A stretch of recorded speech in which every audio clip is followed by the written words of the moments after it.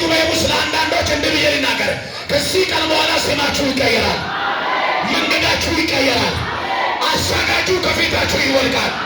ቀኝቻችሁን ከፍ አድርጉና እኔ በሎት ተረኛ ነኝ፣ የእግዚአብሔር መልአክ አድሯል በሎት፣ አልነካም በሎት።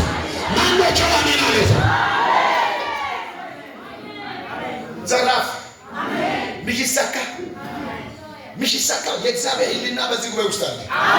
እጆቻችሁን ከፍ አድርጉና በኔ ዙሪያ በሉት የተወረወረው አይሰራም በሉት፣ አይሰራም በሉት።